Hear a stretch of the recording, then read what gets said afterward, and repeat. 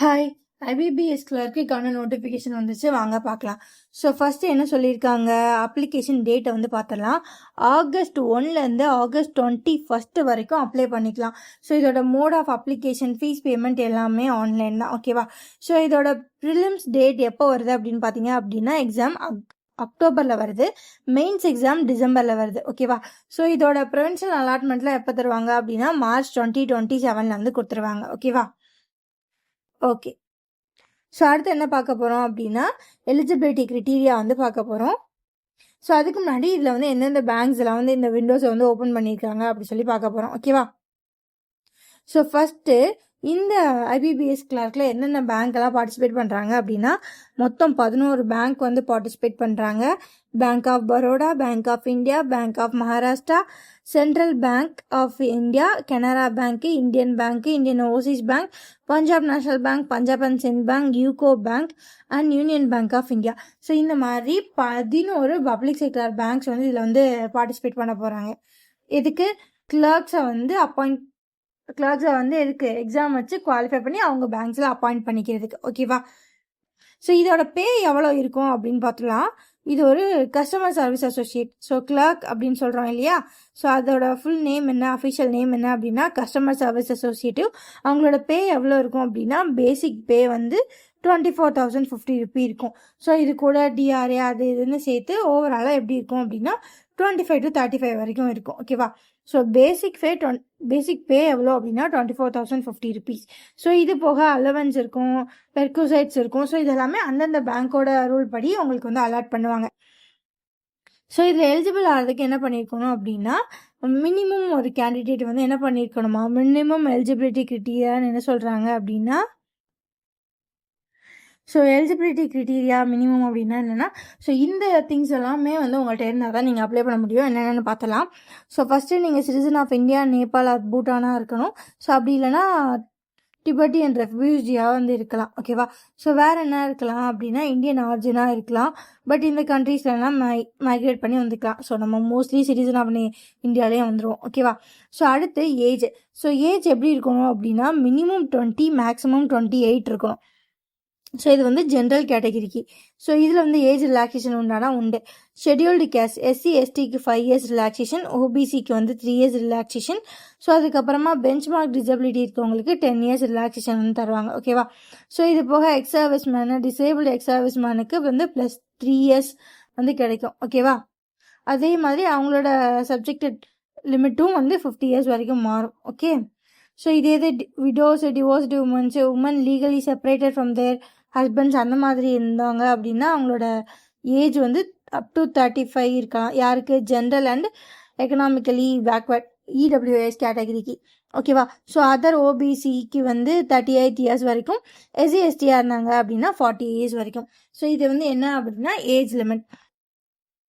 So இந்த மாதிரி age லிமிட்டில் ஏதாவது வந்து எக்ஸ்டென்ஷன் கேட்குறாங்க, எக்ஸ்டென்ஷன் வந்து நீங்கள் வந்து அப்ளை பண்ணணும் அப்படின்னா அதுக்கு ஏற்ற சர்டிஃபிகேட்ஸ் வந்து நீங்கள் வந்து ப்ரொவைட் பண்ணணும், ஓகேவா. ஓகே. ஸோ அதுக்கப்புறம் என்ன அப்படின்னா, நீங்கள் ஏதாவது பெஞ்ச்மார்க் டிசபிலிட்டி சொல்கிறீங்க அப்படின்னா அதுக்கான சர்டிஃபிகேட்ஸையும் ப்ரொவைட் பண்ணணும். ஸோ அடுத்தது முக்கியமாக என்னது அப்படின்னா எஜுகேஷன் குவாலிஃபிகேஷன், ஓகேவா. ஸோ அதாவது என்னைக்கு இந்த அப்ளிகேஷன் டேட் முடியுது, 21 ஆகஸ்ட் முடியுது. ஸோ அதுக்குள்ளே நீங்கள் என்னவா இருக்கணும், கிராஜுவேட்டாக இருக்கணும். ஸோ எந்த யூனிவர்சிட்டியாக வேணாலும் இருக்கலாம், கவர்மெண்ட் ஆஃப் இந்தியா ரெகனைஸ் பண்ண எந்த யூனிவர்சிட்டியில் வேணால் நீங்கள் வந்து டிகிரி வந்து குவாலிஃபை பண்ணியிருக்கணும், ஓகேவா. ஸோ அதே மாதிரி அந்த மாதிரி அப்ளை பண்ணுற கேண்டிடேட்ஸ் வந்து எந்த ஸ்டேட்டுக்கு அப்ளை பண்ணுறாங்க. இப்போ நம்ம என்ன தமிழ்நாடுக்கு அப்ளை பண்ணுவோம், மோஸ்ட்லி தமிழ்நாடு புதுச்சேரிக்கு அப்ளை பண்ணுவோம். ஸோ அந்த மாதிரி அப்ளை பண்ணால் அந்த ரீஜனில் உள்ள ப்ரொவின்ஷியன்டான லாங்குவேஜஸ் எழுத, படிக்க, பேச எல்லாமே தெரிஞ்சிருக்கணும். ஸோ எஜுகேஷன் குவாலிஃபிகேஷன் பேசிக் பார்த்தீங்க அப்படின்னா ஒரு டிகிரி முடிச்சிருக்கணுங்க. ஸோ அடுத்த அப்ளிகேஷன் ஃபீஸ்ன்னு பார்த்தீங்க அப்படின்னா, ஜென்ரலாக மற்ற எல்லாருக்கும் வந்து 850 rupees, SC ST backward caste, அதுக்கப்புறம் இஎஸ்எம் டிஇஎஸ்எம் கேண்டிடேட்ஸுக்கு வந்து என்னது அப்படின்னா 175 ருபீஸ், ஓகேவா. ஸோ மற்ற இந்த கேட்டகரியை தவிர மற்ற எல்லாருக்குமே வந்து 850 ருபீஸ். ஸோ இந்த பேமெண்ட் டைம் எப்படி பண்ணுவோம் அப்படின்னா ஆன்லைனில் தான் பேமெண்ட் பண்ணுவோம், ஓகேவா. ஸோ ஆன்லைன் பேமெண்ட்டாக தான் இந்த அப்ளிகேஷன் ஃபீஸ் வந்து இருக்க போது. ஸோ இதையும் எப்போக்குள்ளே கட்டிடணும், ஆகஸ்ட் 1லேருந்து ஆகஸ்ட் 21 வந்து கட்டிடணும். ஸோ அதுக்கப்புறமா என்ன பார்க்க போகிறோம் அப்படின்னா ப்ரிலிம்ஸ். ஸோ இதில் ப்ரிலிம்ஸ் மெயின்ஸ் ரெண்டுமே எப்படி இருக்கும் அப்படின்னா அப்ஜெக்டிவ் டெஸ்ட்டாக தான் இருக்கும், பட் நெகட்டிவ் மார்க்ஸ் வந்து இருக்கும். ஸோ ப்ரிலிம்ஸில் என்ன பண்ணுவாங்க அப்படின்னா மேக்ஸிமம் 100 கொஷின்ஸ் இருக்கும், 100 மார்க்ஸுக்கு, ஒரு கொஷனுக்கு 1 மார்க் மாதிரி இருக்கும். 3 செஷன்ஸ் வந்து இருக்கும். ஸோ 3 செஷன்ஸுமே வந்து செப்பரேட்லி டைம்டு. அதாவது இப்போ ஃபஸ்ட்டு இங்கிலீஷ் ஓப்பன் ஆகுது அப்படின்னா அடுத்த 20 நிமிஷம் இங்கிலீஷ் தான் இருக்க போகுது. ஸோ ஓவரால் டைமிங் வந்து 30 மினிட்ஸ். ஆனால் ஒவ்வொரு சப்ஜெக்ட்டுக்கும் என்ன பண்ணுவாங்க அப்படின்னா 20 மினிட்ஸ் செப்பரேட்லி டைம்டுன்னு கொடுத்துருவாங்க. ஓகேவா? ஸோ இப்போ இங்கிலீஷ் ஸ்டார்ட் ஆகுதுன்னா இங்கிலீஷோட கொஸ்டின் பேப்பர் 20 நிமிஷத்தில் க்ளோஸ் ஆகிடும். நியூமெரிக்கல் எபிலிட்டி ஸ்டார்ட் ஆகுது அப்படின்னா அதோட கொஸ்டின் பேப்பர் விண்டோ 20 நிமிஷத்தில் க்ளோஸ் ஆகிடும். அதே மாதிரி தான் ரீசனிங்க்கும். ஸோ இதில் பார்த்தீங்க அப்படின்னா மீடியம் ஆஃப் எக்ஸாமினேஷன் இங்கிலீஷ் தான் இருக்கும். அண்ட் நியூமெரிக்கல் எபிலிட்டி, ரீசனிங் இது ரெண்டுமே வந்து இங்கிலீஷ் அண்ட் தமிழில் இருக்கும், அதாவது ரீஜனல் லாங்குவேஜ்லையும் இருக்கும். ஸோ ஃபஸ்ட்டு மார்க்ஸ் பார்த்தோம் அப்படின்னா இங்கிலீஷ்க்கு வந்து 30 கொஸ்டின் 30 மார்க்ஸ் வந்து இருக்கும். நியூமெரிக்கல் எலிஜிபிலிட்டி, ரீசனிங் இது ரெண்டுக்குமே 35 கொஸ்டின் 35 மார்க் 35 மார்க் வந்து இருக்கும். ஓகேவா? ஸோ இதில் வந்து கிளியர் பண்ணுறவங்க அடுத்து என்ன எக்ஸாமுக்கு போவாங்க? மெயின்ஸுக்கு போவாங்க. ஸோ மெயின்ஸில் இதே மாதிரி தான் இருக்கும். இது கூட எக்ஸ்ட்ரா என்ன ஆகும் அப்படின்னா கரண்ட் அஃபைர்ஸ். ஸோ அதுக்கப்புறமா financial awareness, general and financial அவேர்னஸ்ன்னு சொல்லுவாங்க, அது ஆட் ஆகும். ஸோ அது ரீசனிங் எபிலிட்டி, குவான்ஸ். ஸோ இது 3மே வந்து இங்கிலீஷ்லேயும் இருக்கும், ரீஜனல் லாங்குவேஜ்லேயும் இருக்கும். ஸோ இங்கிலீஷ் மட்டும் இங்கிலீஷ் தான் இருக்கும். ஸோ இதில் ஜெஇஏக்கு வந்து 40 கொஸ்டின்ஸ் 50 மார்க் இருக்கும். இதுக்கு 20 நிமிஷம் டைம். ஸோ ஜென்ரல் இங்கிலீஷ்க்கு வந்து 40 கொஸ்டின் 40 மார்க்கு, அதுக்கு 35 நிமிஷம் டைமு. ரீசனிங் எபிலிட்டிக்கு வந்து 40 கொஸ்டின்ஸ் 60 மார்க்கு 35 நிமிஷம் டைம். அப்புறம் கியூஏக்கும் அதே தான், 40 கொஸ்டின் 50 மார்க்கு. கியூஏ அப்படின்னா quants. Okay, so 40 question 50 mark, அதுக்கும் 35 நிமிஷம் தான். ஸோ மொத்தமாக 160 கொஸ்டின் இருக்கும். 200 மார்க்ஸுக்கு 125 நிமிஷம் வந்து இருக்கும். ஓகேவா?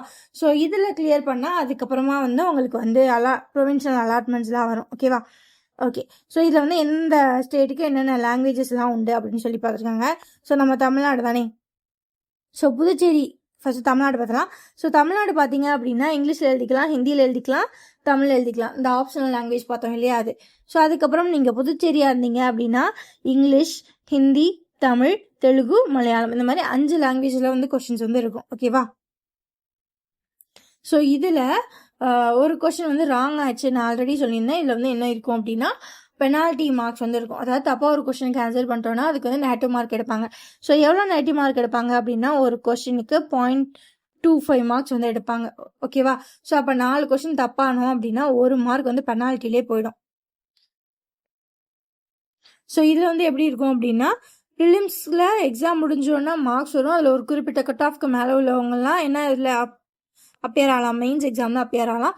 மெயின்ஸில் மார்க்ஸ் வந்தோடனே அதில் ஒரு குறிப்பிட்ட அளவுக்கு மேலே உள்ளவங்களுக்கு தான் என்ன பண்ணுவாங்க, மெயின்ஸோட மார்க் அடிப்படையில் மட்டும்தான் வந்து போஸ்டிங் வந்து கொடுப்பாங்க. ஓகேவா? மார்க்ஸ் அப்படின்னா online mains exam will be consider for final merit list. So final merit லிஸ்ட்லேருந்து அவங்க வந்து ஜாப்ஸ் வந்து ஆஃபர் பண்ணுவாங்க. ஸோ அடுத்தது முக்கியமானது வேக்கன்சி வந்து பார்த்துலாம். ஸோ ஓவராலாக எவ்வளோ வேக்கன்சிஸ் கொடுத்துருக்காங்க, தமிழ்நாடுக்கு எவ்வளோ வேக்கன்சிஸ் கொடுத்துருக்காங்கன்னு பார்க்கலாம். ஸோ ஓவரால் வந்து கிட்டத்தட்ட 11,400 வேக்கன்சிஸ். ஸோ இதில் வந்து நம்ம என்ன பண்ண போகிறோம் அப்படின்னா தமிழ்நாடுக்கு எவ்வளோ வேக்கன்சி இருக்குன்றதை மட்டும் நம்ம பார்க்க போகிறோம். ஓகேவா? ஸோ தமிழ்நாடுக்கு கிட்டத்தட்ட 675 வேக்கன்சிஸ் வந்து இருக்குது. ஓகேவா? ஸோ இதில் என்னென்ன பேங்க்குக்கெல்லாம் இருக்குது? பேங்க் ஆஃப் பரோடாக்கு 50, பேங்க் ஆஃப் இந்தியாவுக்கு 50, பேங்க் ஆஃப் மகாராஷ்டிராக்கு 40, Canara bank 5, central bank of இந்தியாவுக்கு 61, இந்தியன் பேங்க் அதில் தான் ஜாஸ்தியான வேக்கன்சி 345. ஸோ ஓகேவா? அப்புறம் மயோபிக்கு வந்து 77, Punjab national bank 60, Punjab and சிந்துக்கு 6, அதுக்கப்புறம் யூகோ பேங்க்கு 26 வேக்கன்சி. ஸோ ஓவராலாக தமிழ்நாடுக்கு 675 வேக்கன்சி. ஸோ இதில் வந்து எஸ்சிக்கு வந்து 137, எஸ்டிக்கு 5 வேக்கன்சிஸ், ஓபிசிக்கு வந்து 213, அப்புறம் இடபிள்யூஎஸ் எக்கனாமிக்கலி வீக்கர் செக்ஷன் அவங்களுக்கு 58. ஸோ அதுக்கப்புறம் ஜென்ரல், ஸோ அவங்களுக்கு வந்து 262 வேக்கன்சி, இடபிள்யூஎஸ்க்கு 52 வேக்கன்சி. ஸோ மொத்தமாக எவ்வளோ வேக்கன்சி தமிழ்நாடுக்கு அப்படின்னு பார்த்தீங்க அப்படின்னா 675 வேக்கன்சிஸ். ஓகேவா? ஸோ அதுக்கப்புறமா என்ன அப்படின்னா புதுச்சேரிக்கு எவ்வளோ வேக்கன்சிஸ் இருக்குது அப்படின்றதையும் நம்ம பார்த்துலாம். ஓகேவா? ஸோ புதுச்சேரிக்கு வந்து பார்த்தீங்க அப்படின்னா ஓவராலாக 20 வேகன்சிஸ் வந்து இருக்குது. ஓகேவா? ஸோ இவ்வளோதான் கைஸ் வேகன்சிஸ் பொறுத்தளவு. ஸோ நீங்கள் வந்து ஆகஸ்ட் 1ஆந்தேதி, இப்போது ஆகஸ்ட் 5 ஆயிடுச்சு இல்லையா? ஸோ ஆகஸ்ட் 21க்குள்ள வந்து அப்ளை பண்ணி முடிச்சிடுங்க. ஸோ அதுக்கப்புறமா உங்கள் ப்ரிப்பரேஷனை வந்து கண்டினியூ பண்ணிட்டே இருங்க எக்ஸாம் வரைக்கும். ஓகேவா? ஸோ நல்லபடியாக எக்ஸாம் எழுதுங்க, நல்லபடியாக எல்லாருக்கும் வேலை கிடைக்கணும். ஓகேவா? பாய் கைஸ், ஞாபகமாக அப்ளை பண்ணிடுங்க. ஓகேவா? ஸோ இது போக இந்த நோட்டிஃபிகேஷனை வந்து நீங்கள் டவுன்லோட் பண்ணி பார்த்தீங்க அப்படின்னா இதிலே வந்து லாஸ்ட்டாக வந்து கொடுத்துருப்பாங்க. என்னென்ன அப்படின்னா இதில் வந்து என்னென்னலாம் அப்லோட் பண்ணணும், ஃபோட்டோகிராஃப் அப்லோட் பண்ணணும், சிக்னேச்சர் அப்லோட் பண்ணணும், தம்ப் அப்லோட் பண்ணணும். ஸோ அதுக்கப்புறமா ஹேண்ட் ரிட்டன் டிக்ளரேஷன் ஒன்று வந்து நம்ம கைப்பட எழுதி அதை ஃபோட்டோ எடுத்து அப்லோட் பண்ணுவோம். ஸோ அதுக்கான ஃபார்மெட்டும் இதிலேயே வந்து கொடுத்துருக்காங்க. இது போக வேறு ஏதாவது நம்ம வந்து ஏஜுக்கு வந்து எக்ஸ்டென்ஷன் அந்த மாதிரி இப்போது வந்து 28 வயசு தான் ஃபைனல், அதுக்கு மேலே உள்ளவங்க இதுக்கு அப்ளை பண்ணுறாங்க அப்படின்னா அது ரிலேட்டடான டாக்குமெண்ட்ஸ் வந்து ப்ரொவைட் பண்ணும். அதுக்கான ஃபார்மெட்ஸும் கொடுத்துருக்காங்க. ஓகேவா?